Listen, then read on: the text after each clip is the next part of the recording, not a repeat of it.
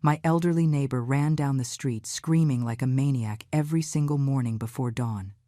I was terrified of her, until the night she slipped a note under my front door saying she wasn't crazy. She was just pretending so my husband wouldn't suspect a thing. "Check the security cameras in the backyard," the paper read. When I pulled up the footage, I saw my husband digging something in the dark, and next to him were tools that no innocent man would ever need to have. But before we continue, make sure you are already subscribed to the channel and write in the comments, where are you watching this video from? We love to know how far our stories are reaching. My name is Emily. I am 32 years old, and for a long time, I believed I had built the perfect life. I married Mark 4 years ago after an intense and passionate courtship that seemed like something out of a romantic movie. He was attentive, affectionate, worked as a sales manager at a tech company, and always made me feel like the most important woman in the world. We lived in a comfortable house in a gated community in the suburbs, surrounded by silence and tranquility. But that peace began to crack about 6 months ago, when something strange started happening every night. Our neighbor, Mrs. Eleanor, a woman in her 70s who lived alone in the house next door, began having nocturnal outbursts. Always around 2 in the morning, I would wake up to the sound of hurried footsteps on the sidewalk and sharp screams that cut through the early morning like knives. She would run back and forth in front of our driveway, yelling nonsense, sometimes laughing hysterically, other times crying as if she were seeing something terrible. At first, I was terrified. My heart raced every time I heard those screams. I would wake up in a cold sweat, clutching Mark's arm, begging him to do something. But he always calmed me down with that serene, steady voice I loved so much. "Babe, Mrs. Eleanor is sick. She has dementia. We can't blame her for that," he would say, stroking my hair while I trembled under the duvet. "If we call the police or the paramedics, they'll put her in a horrible home. Do you want that on your conscience?" And of course, I didn't. Mark had this gift for making me feel guilty for being afraid, as if I lacked compassion. So I swallowed my fear and tried to go back to sleep, even with the screams echoing through the empty street. Weeks went by, and the episodes became part of the routine. Every morning, the same ritual. Mrs. Eleanor would appear running, screaming, hitting lampposts, laughing to herself. The other neighbors complained too, but no one did anything concrete. Some said she had family in another state, but they had abandoned her there. Others said she had always been strange, even before getting old. Mark remained my safe harbor. He never showed irritation with the situation, just an almost saintly patience. Sometimes I would see him by the window, watching Mrs. Eleanor from afar, with a thoughtful expression I couldn't quite decipher. When I asked him what he was thinking, he would smile and say he was just worried about her safety. "She could get hurt running around in the dark like that," he would comment. "But there isn't much we can do, honey, except have patience." And I had patience, or at least I tried to. But the fear didn't go away. Every night I went to sleep with a heavy heart, knowing that in a few hours I would be woken up by those screams. I started having insomnia. I drank chamomile tea, took melatonin, anything to help me relax. But nothing worked completely. One thing that started to bother me, besides the screaming, were small details I had been noticing about Mark. Things I didn't pay attention to before, but now seemed to pile up like pebbles in a shoe. For example, he was leaving work later. He would come home sometimes after 11 at night, tired, his clothes slightly dirty with soil or dust. When I asked, he said he was supervising IT infrastructure projects at client sites, that he needed to visit warehouses and construction zones. It made sense. I had no reason to doubt him. But there was also the fact that he started locking his phone with a passcode. Before, it was just facial recognition, and I had free access if I needed to use it for anything. Now, a 6-digit code, which he said was a company requirement for security reasons. Again, it made sense. And then there was the backyard. Our yard was large, with some fruit trees and a lawn that Mark loved to take care of. But recently he started moving earth in a specific area, near the old oak tree in the back. He said he was planning to build a wooden deck, an outdoor gourmet space to host friends. He started digging, moving dirt, bringing in materials. He did it all alone, usually at night or on weekends, saying it was a surprise for me and that he wanted to do it with his own hands. I found it strange that he did it alone, without hiring a contractor. But Mark was always very handy, very skilled, and I was too busy with my own work as a graphic designer, working from home most of the time, to question it much. Until that night arrived. Mark had a business trip to Denver, 3 days of conferences and meetings. He left on a Thursday morning. He gave me a long kiss on the forehead and told me to be careful, to lock the doors tight, not to open up to strangers. As always, protective and worried. I was alone in the house that Thursday night. I ate a light dinner, watched a series on Netflix, tried to relax. But the loneliness of the big house made me restless. I kept hearing noises, the wind hitting the windows, the creaking of the wood in the ceiling, little clicks that sounded like footsteps. And then, right on time, at 2 a.m, Mrs. Eleanor's screams began. This time it seemed different, closer, more insistent. I was lying in bed, stiff with fear, when I heard a distinct sound, a shuffling noise, as if something was being pushed under the front door. I got up slowly, my heart hammering in my chest. I put on my slippers and walked to the living room, turning on lights along the way. When I got near the door, I saw a piece of white folded paper on the floor. I picked it up with shaking hands. It was common notebook paper, folded several times. I opened it slowly and read the words written in blue pen, in shaky but legible handwriting. Emily, I am not crazy. I am not senile. I am pretending. Your husband cannot know that I am lucid. Please, look at the security cameras in your backyard, the footage from the last few days. You need to see what he is doing when he thinks no one is watching. Then come to my house. I will be waiting. Please, trust me. Your life may be in danger. My mouth went dry. I read the note 3 times, trying to process it. Mrs. Eleanor wasn't crazy? She was faking it? Why? And what could Mark be doing in the yard that I needed to see? My first instinct was to dismiss it as the delusion of a genuinely sick person. But something about the writing, the way the words were organized, seemed too lucid to be the work of someone with advanced dementia. And there was the last sentence. Your life may be in danger. This chilled my spine. I went to the office where the computer connected to the home security system was. Mark had installed cameras about a year ago, saying it was for our protection since the community was secluded and had some unoccupied houses. We had cameras at the entrance, in the garage, in the laundry area, and in the backyard. I turned on the computer with trembling hands. I accessed the monitoring software. The cameras recorded continuously, and files were saved for 30 days before being overwritten. I started looking for the backyard recordings. I picked a random date from the previous week when Mark said he had stayed up late working on that deck. I fast-forwarded the video to the night. It was around 11 o'clock. The image was in black and white, with that greenish quality of night vision. And then I saw it.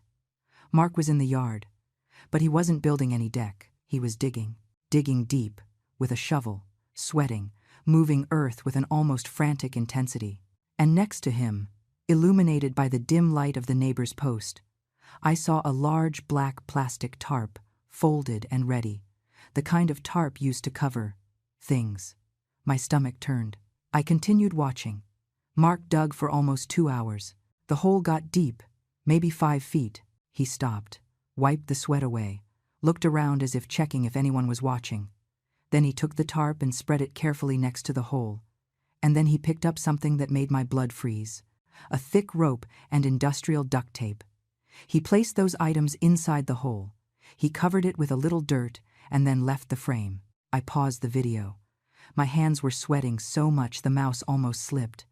I tried to breathe, but it felt like there wasn't enough air in the room. What was that? Why was my husband digging a huge hole in the yard, hiding a tarp, rope, and duct tape? And why do it in the middle of the night, in secret? I searched other dates. He had done this on at least 3 different nights in the last 2 weeks. Always the same pattern. Arrive late, go straight to the yard, dig, organize materials, cover everything back up. And in one of the recordings, I saw something that made me stand up and pace around the room, wanting to vomit.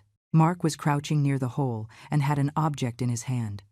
I zoomed in as much as I could. It was a knife. A large knife, with a black handle, which he wiped carefully with a cloth before putting it in a bag. It wasn't a kitchen knife. It was a hunting knife, the kind that cuts meat with precision. I sat on the floor, hugging my knees, trying not to panic. My husband, the man I loved, who shared a bed with me every night, who kissed me every morning before leaving for work, was digging a grave in our backyard. A grave the size of a human body, and preparing tools that seemed destined to. What? Tie someone up? Hide someone?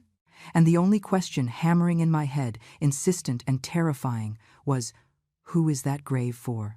I stayed paralyzed on the office floor long enough for my legs to start tingling.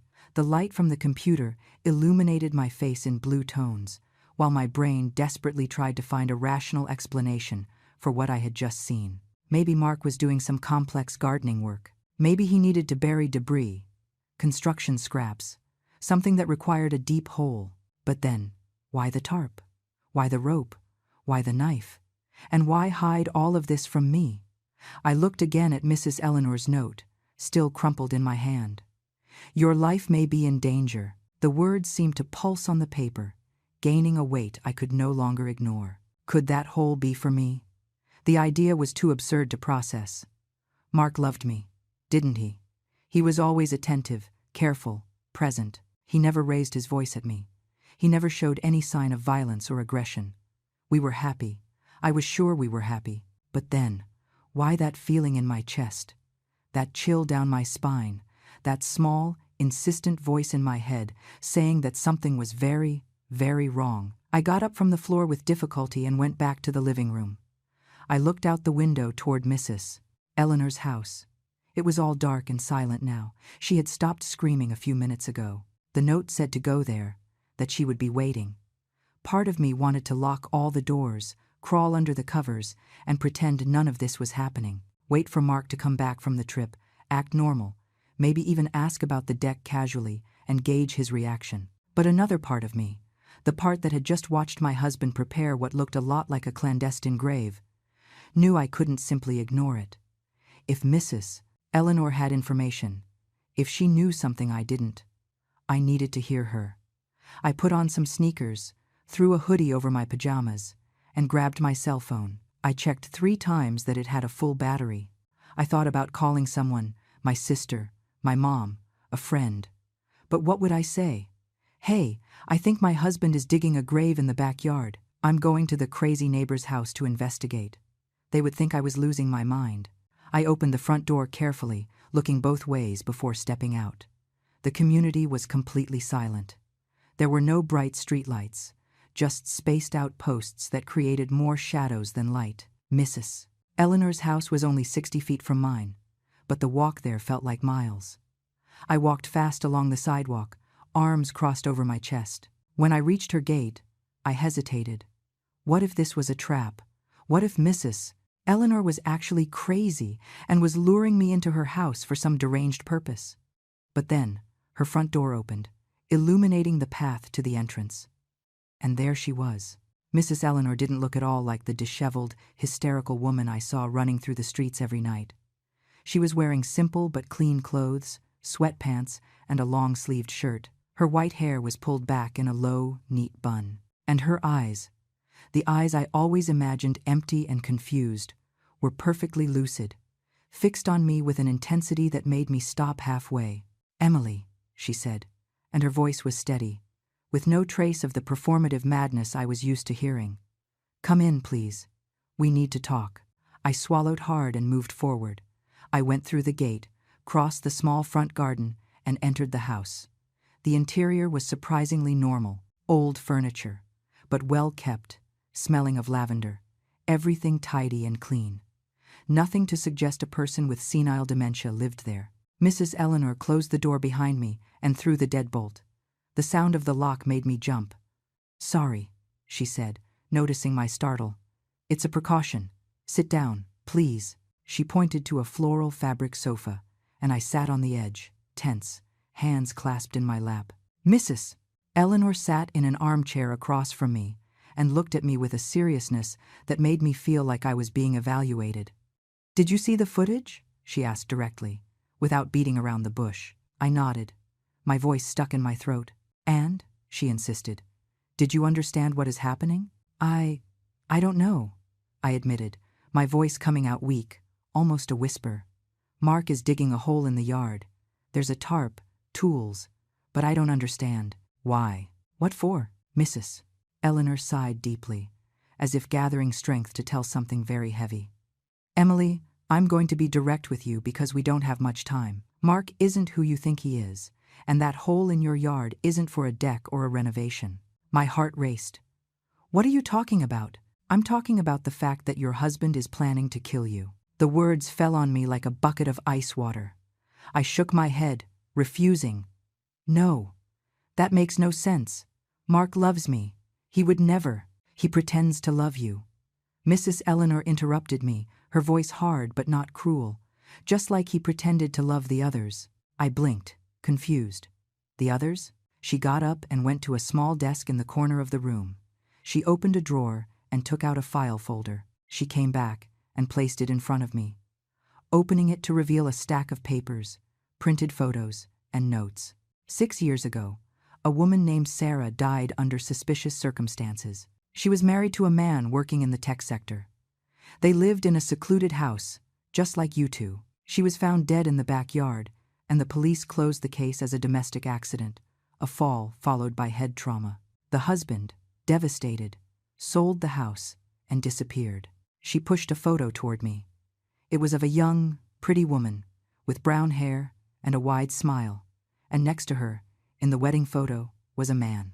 A man I didn't recognize immediately, but who had familiar features, the jawline, the shape of the eyes. 2 years later, Mrs. Eleanor continued, turning another page.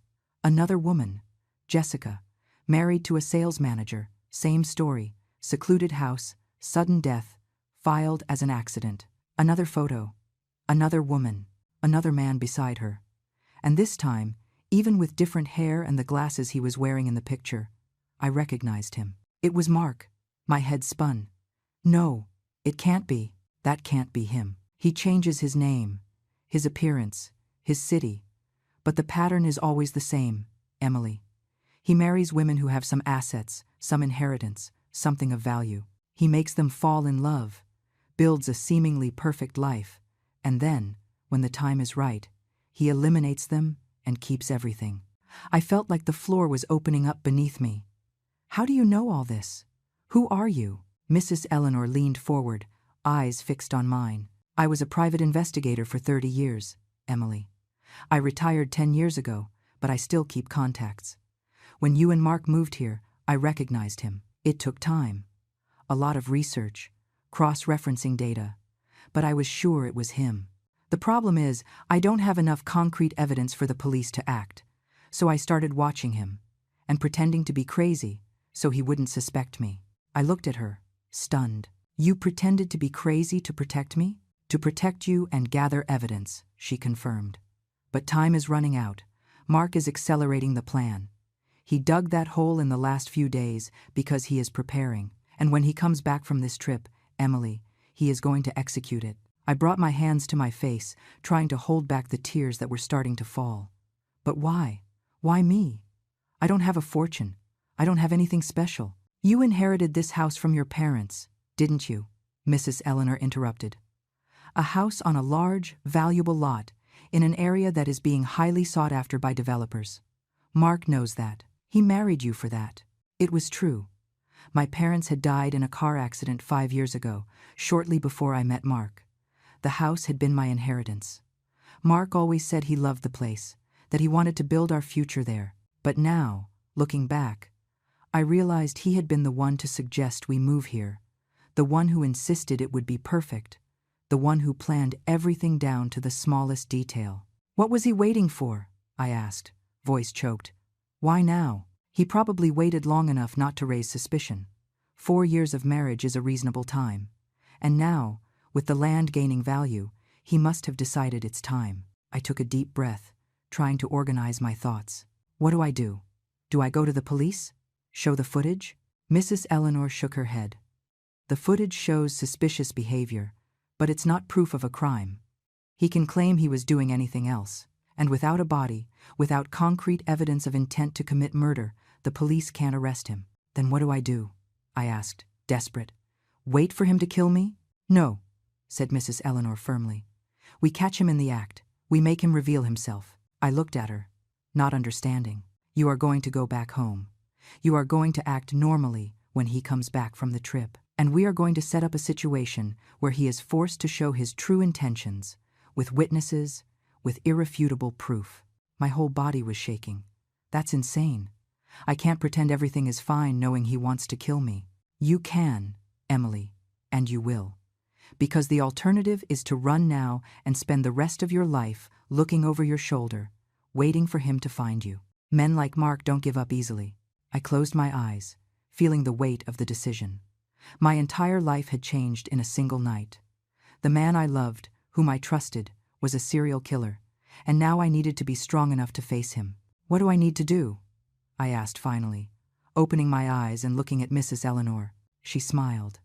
Not a happy smile, but the smile of someone who recognizes courage when they see it. First, you're going back home. Tomorrow you act as if nothing happened. Reply to his messages normally. And when he returns, we put our plan into action. I went back home with trembling legs and my head spinning. Every shadow on the street seemed to be watching me. Every noise made me jump. I locked the door as soon as I got inside. I checked all the windows twice and went straight to the bedroom. But I couldn't sleep a wink that night. I lay in bed, staring at the ceiling, trying to process everything Mrs. Eleanor had told me. Mark, my husband, was a serial killer who killed for money. He had done it before, with other women, and now I was next on the list. I picked up my phone several times, thinking about calling my sister, someone in the family.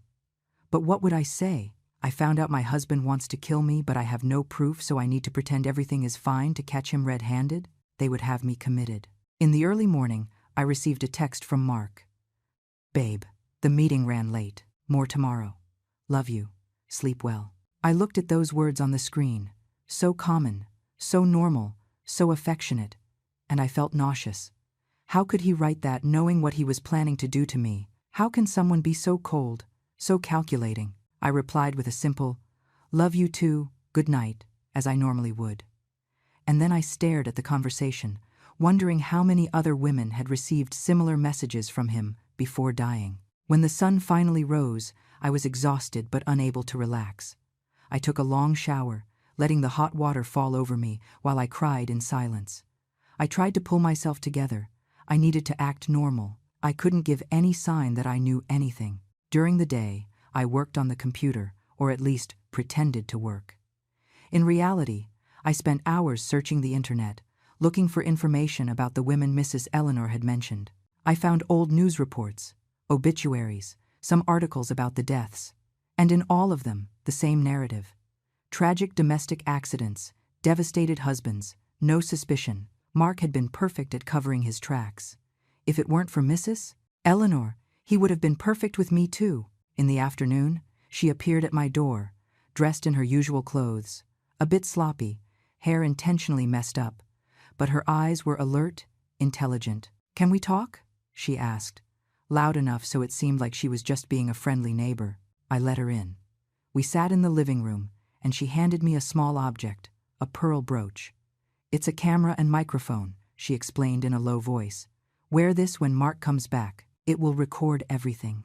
I took the brooch, feeling its weight in the palm of my hand. It seemed so small, so fragile, to carry the responsibility of possibly saving my life. And then? I asked. What is the exact plan? Mrs. Eleanor leaned forward. When he returns, you're going to tell him you need to talk to him about something important. You'll take him to the backyard, near the hole he dug. You're going to confront him, but in a way that makes him feel in control. Men like him love to gloat, to brag when they think they've won. What if he attacks me before that? I'll be watching. I have cameras pointed at your yard from my house. At the slightest sign of real danger, I call the police. But we need him to incriminate himself, Emily. We need him to admit what he's planning, preferably with details. I bit my lip, nervous. What if he doesn't fall for the trap? What if he realizes? He won't realize. Men like Mark are arrogant. He thinks you're too fragile, too naive to suspect him. Use that to your advantage. We spent the rest of the afternoon rehearsing, Missus Eleanor made me repeat several times what I should say, how I should act, how to provoke Mark subtly without appearing too obvious. It was like memorizing a script for a play, except the stage was my own house, and the price of a mistake was my life. Mark returned on Saturday night, just as planned. I heard his car pulling into the garage, and my whole body tensed up. I took a deep breath, adjusted the camera brooch on my blouse, and forced a smile onto my face. When he walked through the door, he had his travel bag, and that charming smile that once made me fall in love. He came toward me, hugged me tight, and kissed me for a long time. "I missed you," he murmured against my hair. "You too," I lied, my stomach churning. He dropped the bag and went to the kitchen to get water. I followed him, trying to seem casual. "How was the trip?" I asked, leaning against the counter. "Productive. We closed some good contracts. I'll need to travel again next month, but this time it will be quicker." "Ah," was all I could say. He looked at me, head slightly tilted. "Are you okay? You look tired."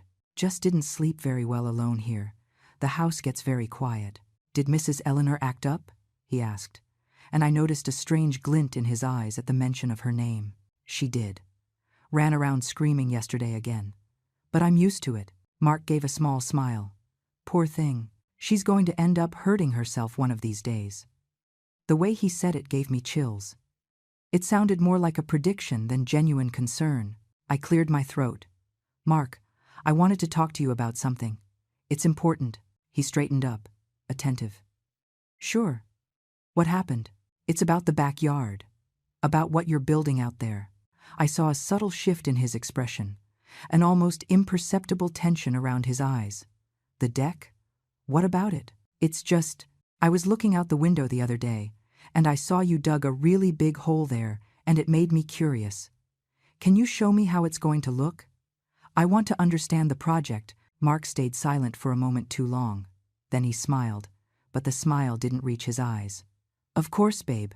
Do you want to go now?" "We can," I replied, trying to keep my voice steady. He put his arm around my shoulders and guided me to the back door. My heart was beating so hard I was sure he could hear it. We passed through the mudroom and went out into the yard.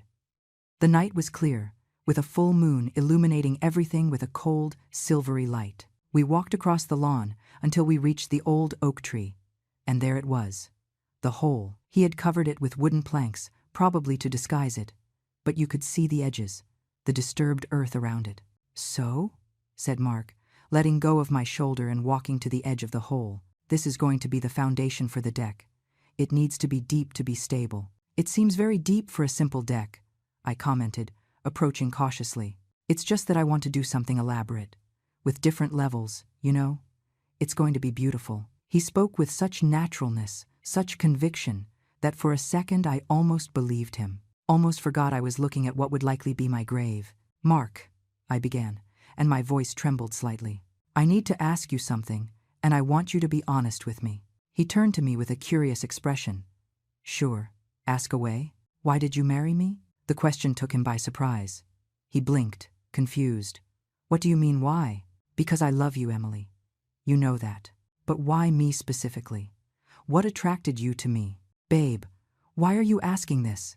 he said, taking a step toward me. "Are you feeling insecure? Just answer, please." Mark sighed, as if being patient with a child. "You were special, smart, pretty, independent. When I met you, I knew I wanted to spend my life with you." "And the house?" I asked, my voice becoming firmer. "The house I inherited from my parents. Did that have any influence on your decision?" I saw the change in his face. Subtle, but it was there, the mask starting to crack. "What kind of question is that?" he said, and there was a new hardness in his tone. "It's a simple question, Mark. Did you marry me for the house?" He let out a short laugh, devoid of humor. "You're being ridiculous." "Ridiculous?" I repeated, feeling the anger starting to boil inside me. "I know about the others, Mark, Sarah, Jessica. I know what you did to them." The silence that followed was absolute. Even the crickets stopped chirping. Mark stood completely still, staring at me with an intensity that made me want to run, but I forced myself to stand still, to stare back. And then, slowly, he smiled. But it wasn't the charming, warm smile I knew. It was something cold, empty, terrifying. "So you know?" he said calmly, as if we were discussing the weather. "The crazy old lady told you, didn't she?" I knew she was faking. I should have gotten rid of her first. My blood froze. He had just confessed. He had just admitted everything. "Why, Mark?" I asked, my voice cracking. "Why do this?" He shrugged, hands in his pockets, completely relaxed. "Money, of course. Why else? I grew up with nothing, Emily. I had to work like a dog my whole life just to survive. And then I realized there was an easier way. Lonely women, with assets, desperate for company. It was almost too easy." "You're a monster," I whispered. "I'm practical," he corrected. "And you would have been the easiest of all if that old hag hadn't interfered." He took his hands out of his pockets, and I saw he was holding something. "A rope, but that's okay," he continued, advancing slowly toward me. "This just complicates things a little, but the result will be the same." I stepped back, but he was faster. He grabbed my arm tightly, pulling me toward the hole. "No!" I screamed, trying to break free. And then, suddenly, bright floodlights turned on around the yard, voices shouting, people running. Mark stopped, confused, looking everywhere, and before he could process what was happening, police officers emerged from behind the fence, from the sides of the house, surrounding us completely. "Police! Let her go and put your hands where we can see them." Mark let go of me, stunned. I ran away from him, toward the officers. And there, near the fence, I saw Mrs. Eleanor, holding a tablet, showing the live feed of what had just happened. She had planned everything. The cameras, the hidden police, waiting for the exact moment. Mark was handcuffed, still not seeming to believe he had been caught. He looked at me one last time before being led away, and what I saw in his eyes wasn't remorse or regret. It was just anger at having failed. The days that followed were a blur of statements, lawyers, and interviews with the police. The house was taped off as a crime scene for nearly a whole week. Yellow police tape, forensics checking every corner of the yard, excavating the hole Mark had dug, looking for more evidence. They found more than they expected.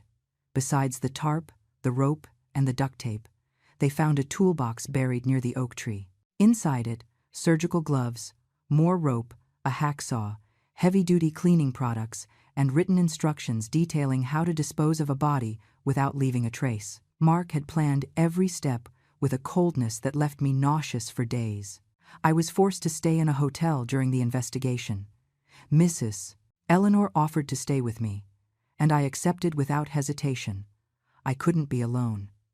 Every time I closed my eyes, I saw Mark's face that night, admitting everything with that terrifying calm.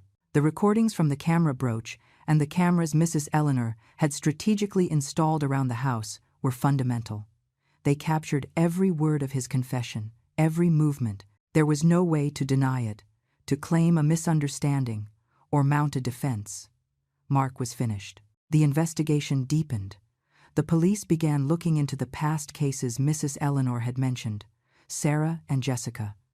The cases were reopened, exhumations requested, new forensic analyses done, and, one by one, the pieces fit. Mark wasn't just a murderer.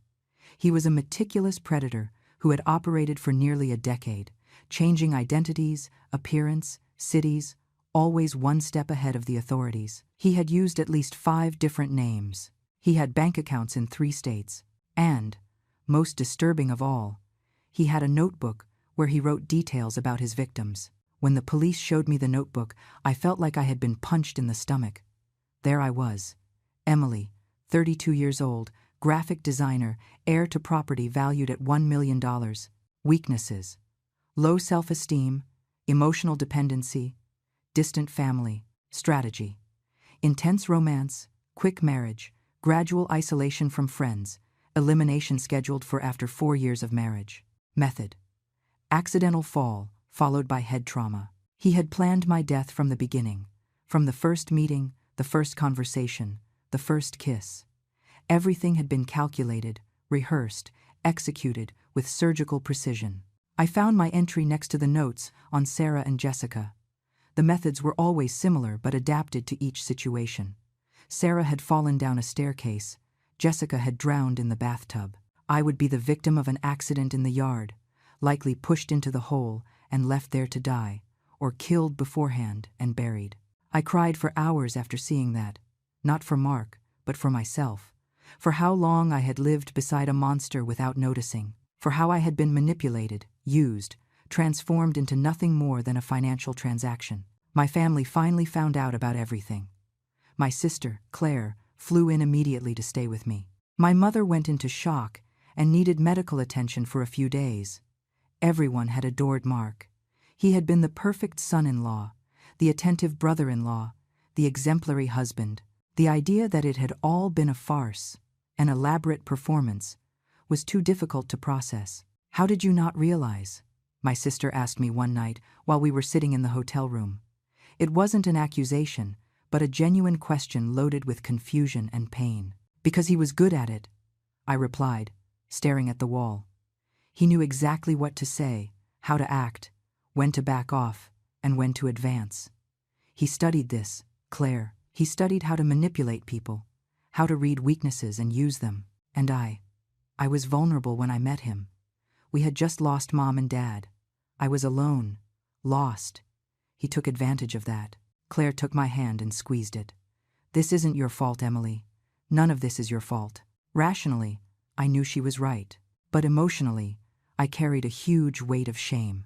Shame for having been fooled. Shame for not seeing the signs. Shame for having blindly trusted someone who was planning to kill me. The trial was quick. With all the evidence, Mark didn't have much room to maneuver.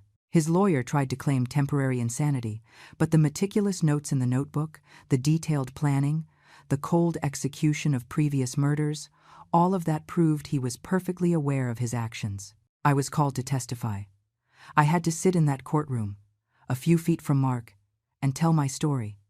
Look at him while I recounted how I had been manipulated, deceived, almost killed. He watched me throughout the entire testimony, not with anger or remorse, just with that same empty expression, as if I were a math problem he hadn't managed to solve correctly. When it was his turn to speak, Mark refused to show any repentance. He said he had done what was necessary to survive in an unfair world, that women like me, who inherited wealth without working for it, didn't deserve it, that he was just redistributing resources more efficiently. The coldness with which he spoke was disturbing. Even the judge seemed affected.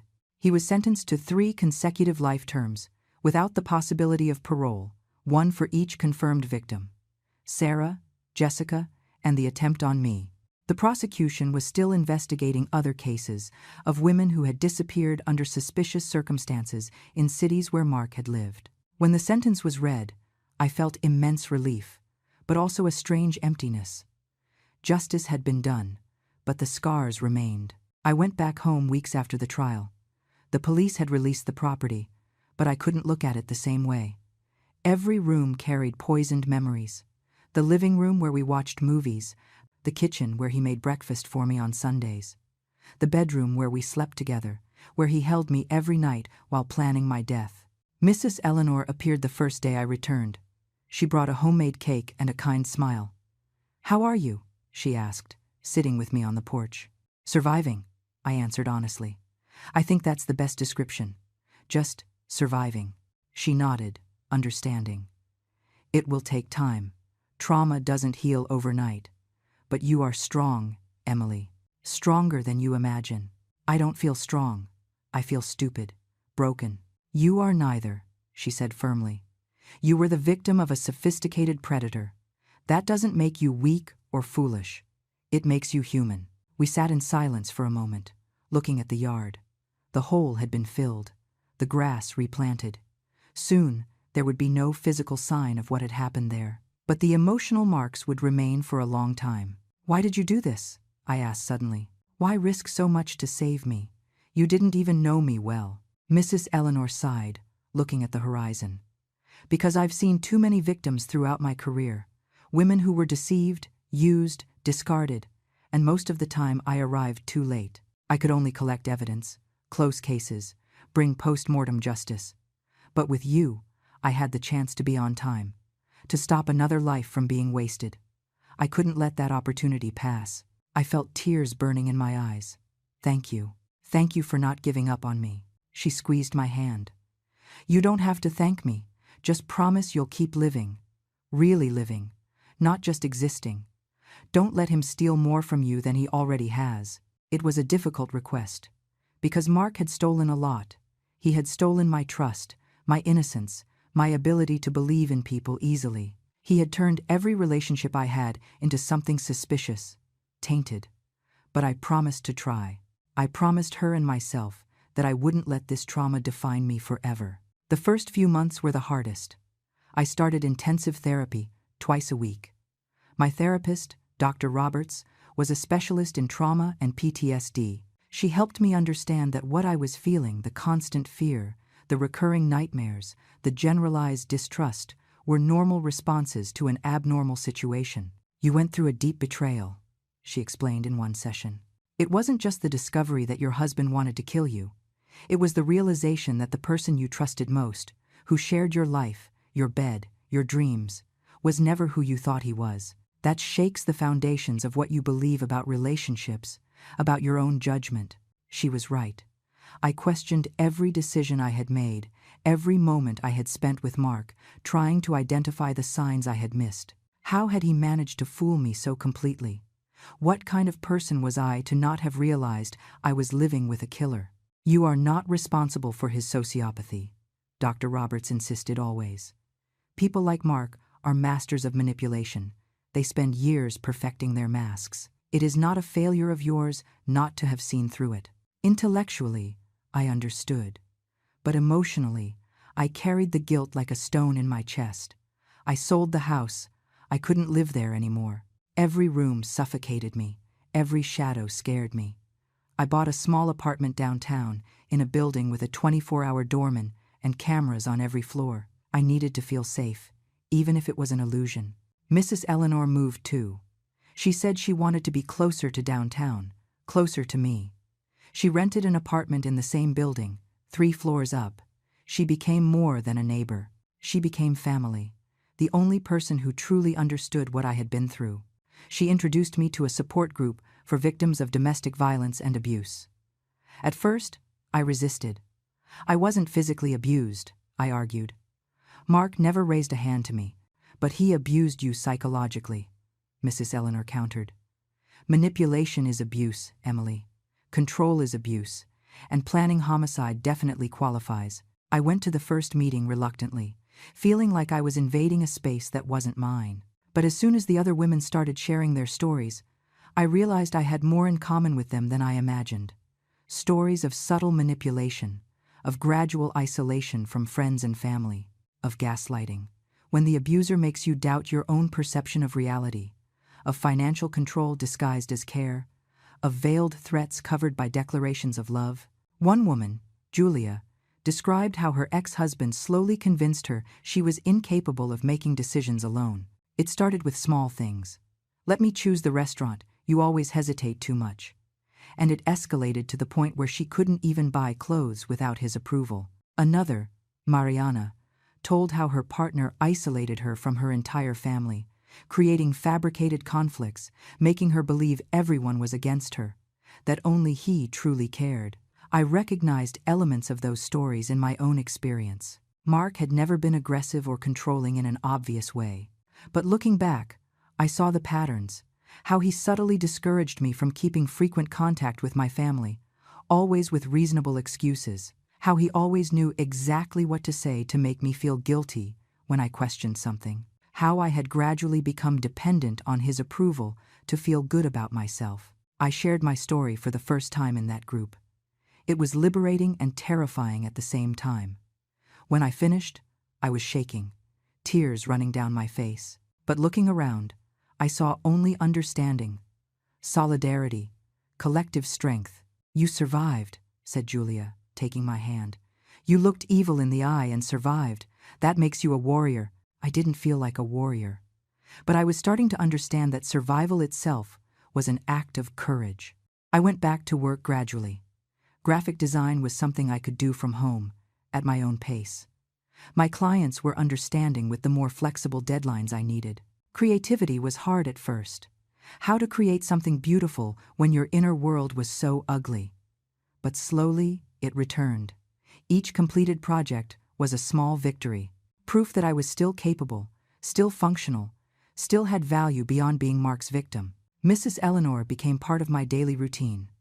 We drank coffee together every morning. She told stories of old cases she investigated, always with lessons included, about resilience, about not letting evil win, about the importance of trusting instincts. Your instinct was trying to warn you, she told me one morning. You felt something was wrong, even without being able to name what. The problem is, we are taught to ignore those instincts, especially women. We are taught to be polite, to give the benefit of the doubt, not to make a scene. But sometimes, making a scene saves your life. I thought about the nights I had spent awake, feeling that strange sensation in my chest when I looked at Mark. The times I mentally questioned something he said, but let it slide. The moments when my whole body screamed, something is wrong, but my head rationalized, found explanations. How do we know when to trust instincts and when we're just being paranoid? I asked. Mrs. Eleanor thought for a moment. I think the question isn't knowing for sure. It's giving yourself permission to investigate, to ask uncomfortable questions, to put your safety above politeness. It's better to be called paranoid and be alive than to be considered trusting and end up dead. It was a harsh truth, but necessary. 6 months after the trial, I received a letter. It was from Mark, from prison. My first instinct was to tear it up without reading. But curiosity won. The letter was short, written in neat handwriting. Emily, I know you probably don't want to hear from me. I don't expect forgiveness or understanding, but I wanted you to know that, of all of them, you were the hardest. Not because of the execution. That would have been simple, but because for a few moments, however brief, I actually questioned if I could really have something real, if I could stop. But the truth is, I don't know how to be anything other than what I am. I don't know how to feel what normal people feel. And maybe in the end, you were the lucky one. You escaped. The others didn't have that chance. I don't know if this offers any comfort, probably not. But I thought you should know. You were the only one who came close to making me want to change. Just wasn't close enough. M. I read the letter 3 times, feeling a strange mix of anger, disgust, and deep sadness. Even now, even behind bars, he was trying to manipulate, trying to plant the idea that I had been special, that our connection had meant something. But it didn't. Not to him, anyway. To him, I was a means to an end. And that letter was just another attempt to exercise control, to occupy space in my head. I tore the letter into tiny pieces and threw it in the trash. I blocked any possibility of future correspondence. He wouldn't deserve another second of my time, any fragment of my attention. But the letter made me think of Sarah and Jessica, the other victims. They hadn't had the luck I had. They didn't have a Mrs. Eleanor watching, protecting, intervening at the right moment. I contacted their families through the lawyers. It was hard, painful. How do you introduce yourself to people who lost loved ones at the hands of the man you called husband? But they were kind, welcoming even. We shared stories, compared notes, cried together. And somehow, that helped. It created a sense of community around the trauma, a shared purpose of ensuring Mark never had the chance to hurt anyone again. Together, we worked with an organization that helped victims of violent crimes. We offered testimonies, participated in awareness campaigns, spoke in schools and universities about signs of abusive relationships, about the importance of trusting instincts, about how predators actually operate. It was emotionally draining. Every time I told my story in public, I relived the trauma. But it was also cathartic. It transformed my pain into something useful, into something that could save other lives. And slowly, very slowly, I began to feel less broken. The scars were still there, and probably always would be. But they started to hurt less. They started to look less like open wounds and more like battle marks, evidence that I had faced something terrible and survived. 1 year after the trial, I decided to do something I had been avoiding for months. I went back to the neighborhood where I lived with Mark. Not to the house that had already been demolished by a developer, but to the neighborhood, the streets I used to walk, the places that were part of my life before everything fell apart. Mrs. Eleanor went with me. "Are you sure you're ready?" she asked in the car. "No," I admitted. "But I think I'll never be fully ready, and I need to do it. I need to prove to myself that I can." We arrived in the late afternoon when the sun began to dip on the horizon, dyeing everything in orange tones. The neighborhood was busier than I remembered. New houses had been built, new families moved in, life had continued, indifferent to the drama that had unfolded there. We walked slowly down the street. When we reached the lot where my old house stood, I stopped and looked at the empty space. Boards surrounded the site. Construction machines were parked, signaling that soon something new would be erected there. It was strange to think that place, which once represented my home, my dreams of the future, was now just an empty lot waiting to be transformed into something else. As if everything that happened there had been erased, replaced. But I knew it hadn't been erased. Not for me. The memories were all there, vivid and painful. "Can you still see beauty here?" Mrs. Eleanor asked gently. I thought for a moment. I don't know. But maybe I don't need to see beauty. Maybe I just need to accept that this was part of my story, without letting it define who I am. She smiled, approvingly. "That is emotional maturity, Emily. You are growing through the pain, not despite it." We continued walking, passing other houses, neighbors who waved without recognizing me. It was liberating to be invisible there, just another person passing through. When we got back to the car, I felt lighter, not healed, but more whole. As if I had closed a cycle, even if the edges were still a bit frayed.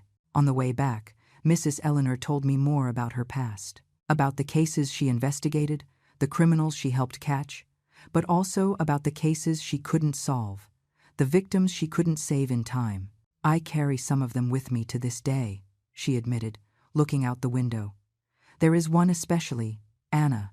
She was your age, married to a charming, successful man.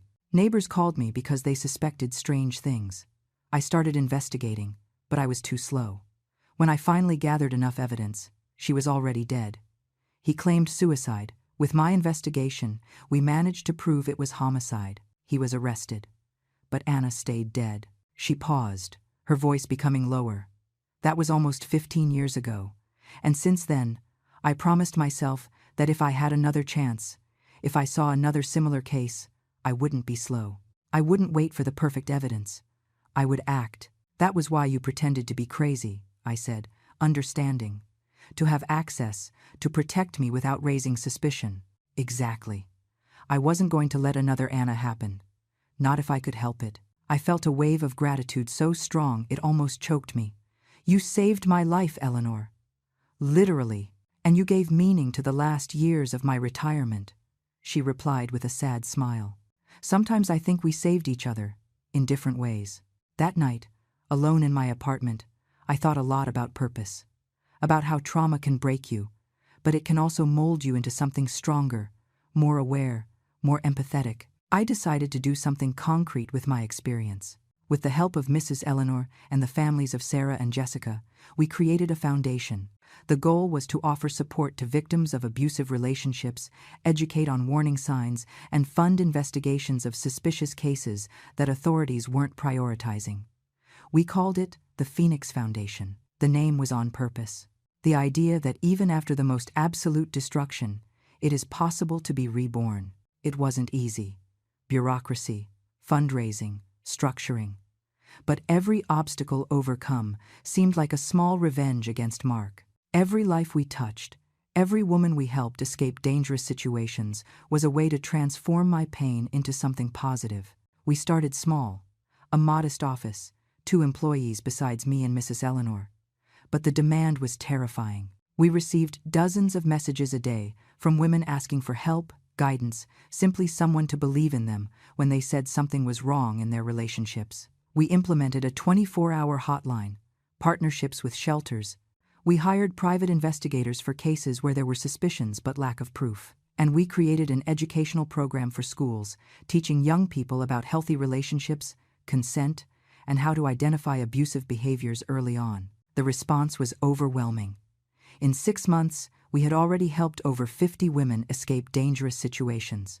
Some were extreme cases, like mine, Others were situations of psychological abuse, financial control, social isolation.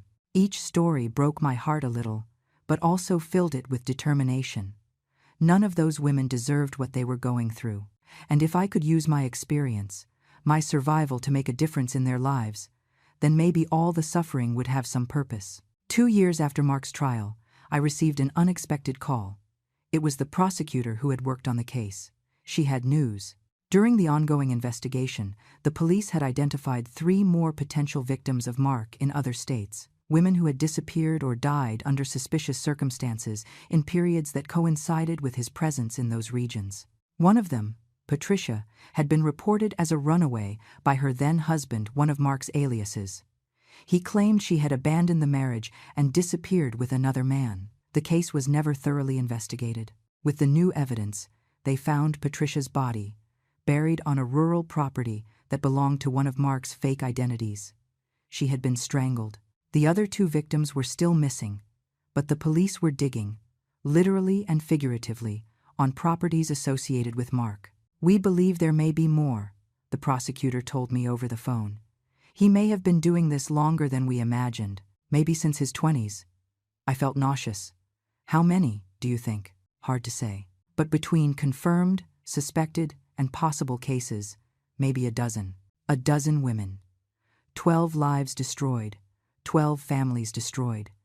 And I had almost been the 13th. He's going to spend the rest of his life in prison, right?" I asked, though I already knew the answer. "Without a doubt. With these new charges, he will answer for multiple homicides.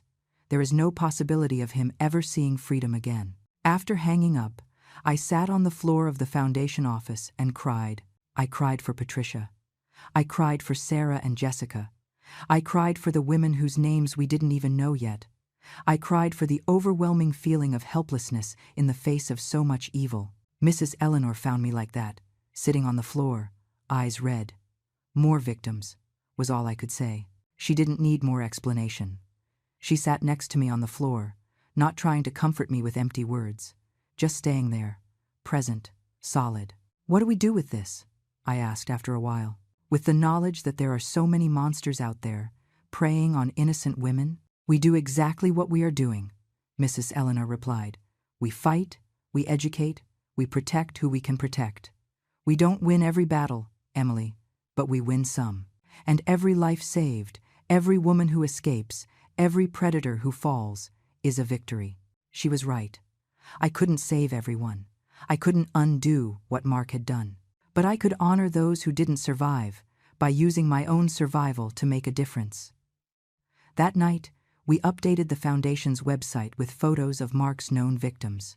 We created a digital memorial, a space for their families to share memories, so they would be remembered not just as victims, but as whole people who had lived, loved, dreamed. It was painful, but necessary. They deserved to be seen. They deserved to have their stories told. 3 years after my near death, the Foundation had grown significantly. We now had 5 offices in different states, a team of 20 people, and partnerships with police agencies specializing in crimes against women. I had become a spokesperson for the cause, giving interviews, speaking at conferences, participating in panels on domestic and psychological violence. It was exhausting, but also rewarding. One of the most impactful talks I gave was at a university. After the presentation, a young woman of about 20 approached. She was crying.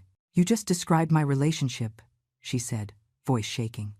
"Everything you said about manipulation, about gradual isolation, about feeling like you're going crazy, is exactly what I'm living." I sat with her for 2 hours, listening, guiding, helping her create a safe exit plan. I connected her with Foundation resources. 3 weeks later, I received a message from her. She had ended the relationship, was living with her family again, was in therapy. "You saved my life," she wrote. "I was so confused, believing the problem was me. Now I see he was doing everything deliberately." Messages like that made all the suffering worthwhile. Every life touched, every mind opened, every woman saved, was a blow against the impunity of predators like Mark. But the work also exposed me to horrible stories. Women who hadn't escaped in time, children who lost their mothers, shattered families. Each case left a mark. added more weight to what I already carried. I went back to having nightmares frequently, always variations on the same theme. Mark finding me, cornering me, finishing what he had started. I would wake up sweating, heart racing. It took me minutes to convince myself I was safe, that he was behind bars, that he couldn't reach me. Dr. Roberts helped me understand that this was normal. You are constantly reliving your trauma through the Foundation's work. It is noble, important, but can also be re-traumatizing. You need to find balance. I started implementing stricter boundaries, 1 day a week without any work related to the Foundation. Time for hobbies, for friends, for things that had nothing to do with trauma or survival. I went back to painting, something I loved as a teenager but had abandoned. I bought canvases, paints, brushes, and I started creating.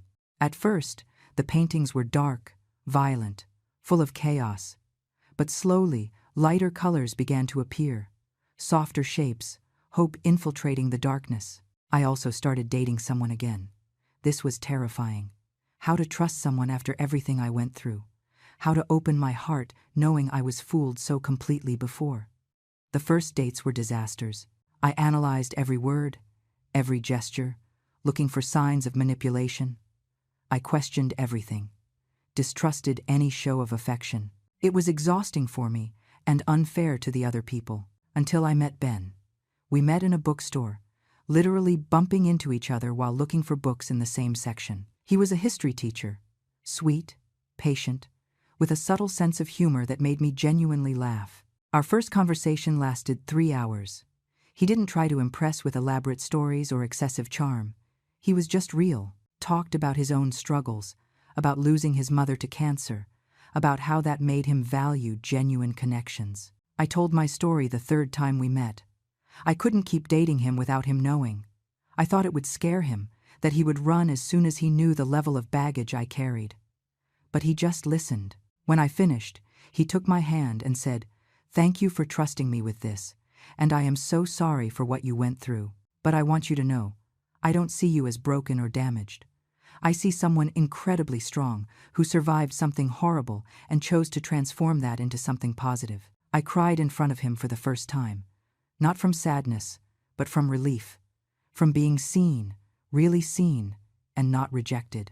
Our relationship progressed slowly.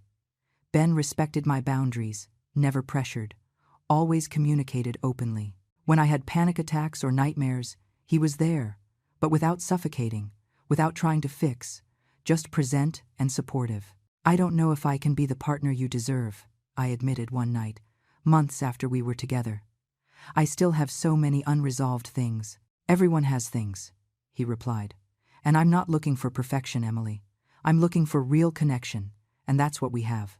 It was liberating to be with someone who didn't demand I pretend to be completely healed, who accepted that healing is a process, not a destination. 4 years after escaping Mark, unexpected news arrived. He was sick, advanced cancer. Doctors gave him a few months to live. I don't know what I felt when I heard. It wasn't satisfaction exactly, nor compassion. It was something more complex, more confusing. He asked to see me. Through his lawyer, he sent a formal request. Said he wanted to make things right before dying. My first reaction was to refuse flatly. Why give him the privilege of my presence? Why risk putting myself in a vulnerable position again? But something pulled me. Maybe the need for closure. Maybe curiosity about what he could possibly have to say. Maybe just the desire to look him in the eye one last time. Not as a victim, but as a survivor. I consulted Dr. Roberts. "There is no right answer here," she told me. "But if you decide to go, go prepared. Go with someone. And remember, you owe him nothing. Not forgiveness, not understanding, not peace of mind." I decided to go. Mrs. Eleanor insisted on accompanying me. Ben wanted to come too, but I thought it would be too much. Some confrontations we need to face only with the people who were there from the beginning. The prison was cold, sterile, with that characteristic smell of disinfectant and despair. We went through several levels of security before finally being taken to the special visitation room. Mark looked different. Much thinner, hair completely gray, skin with a yellowish tone. The cancer was visibly consuming him. But the eyes The eyes still had that calculating glint I remembered so well. He was sitting in a wheelchair, handcuffs on his wrists, despite clearly being too weak to pose any physical threat. I sat at the table across from him. Mrs. Eleanor stood behind me, a silent, protective presence. "Emily," he said, and his voice was raspy, weak. "Thank you for coming." I didn't answer, just watched, waiting. He coughed, a deep, painful cough. "I know I have no right to ask for anything, but I wanted to apologize to you before I die." "Apologize," I repeated, without emotion. "For trying to kill me? For killing other women? For destroying entire families? For everything," he said, looking away. "I know it means nothing now, but I need to say it. I was wrong. Everything I did was wrong." Silence settled between us. I studied his face, looking for sincerity, for genuine regret, and what I saw was nothing. His words were empty, mechanical. Even now, at death's door, he was acting. "You don't feel real remorse, do you?" I asked calmly. "You're sorry you got caught. Sorry you're dying in prison instead of free and rich. But not for the women you killed." His eyes returned to me, and for a brief moment, the mask slipped. I saw coldness there, the same coldness from that night in the yard. "I feel what I can feel," he said finally. "I'm not like you, Emily. Never was. I don't know what remorse feels like the way normal people do." "Then why call me here? What do you really want?" He sighed. "Maybe I just wanted to see you one last time. See the one that got away. You were the only one who won, you know. All the others. I won, but you defeated me." And there it was.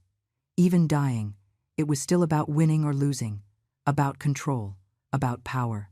I stood up from the chair. "I hope your last months are long and painful, Mark. And I hope you spend every second thinking about all the lives you destroyed." I started to turn to leave. "Emily," he called, voice a little louder.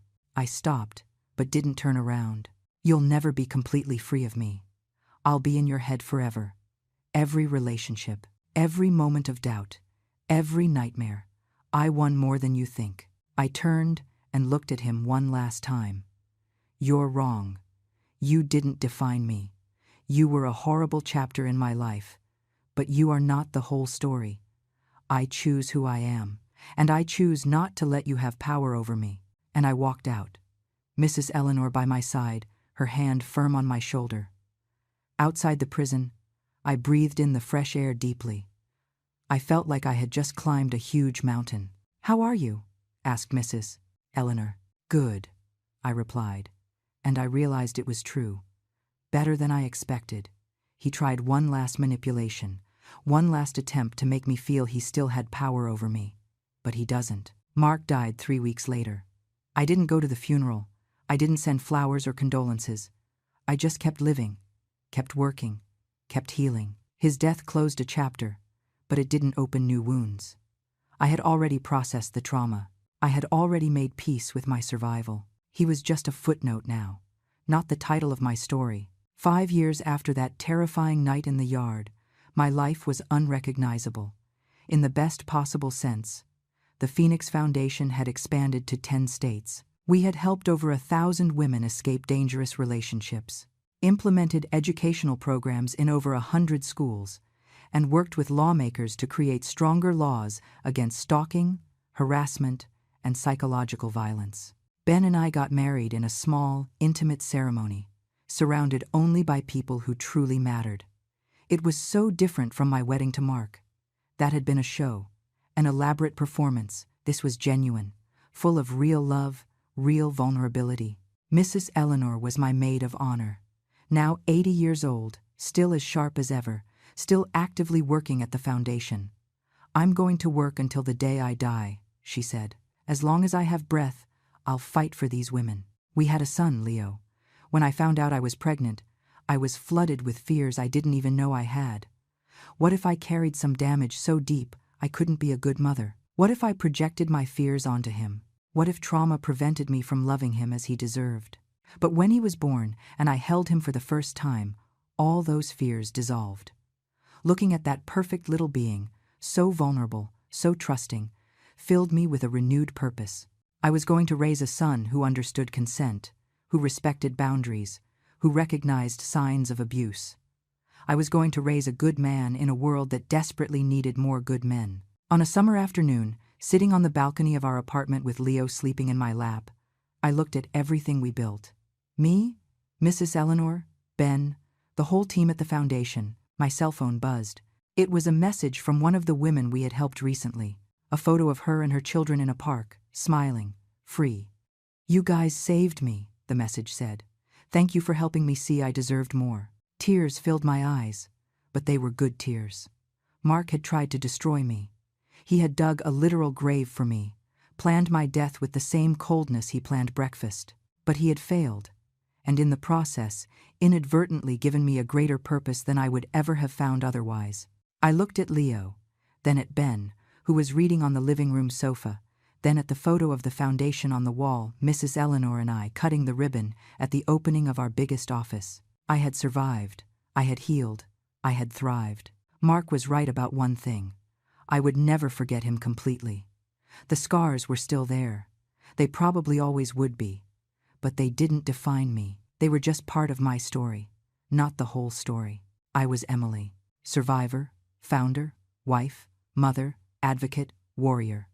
And I was alive gloriously, defiantly, gratefully alive. And that, in the end, was the greatest revenge of all. Living well, loving well, making a difference. Mark had dug a grave, but he was the one who fell into it. I was here, under the sun, breathing fresh air, holding my son, planning the future. I had won. And I would keep winning, one day at a time, one saved woman at a time, until there were no more Marks in the world, until there were no more women needing to be saved. It was an ambitious goal, maybe impossible, but after everything I survived, I had learned that impossible is just a word. Now, if you liked this story, hit subscribe and tell me in the comments which part left you shocked. Oh, and don't forget to become a member to get access to exclusive videos I don't post here. I'll see you there.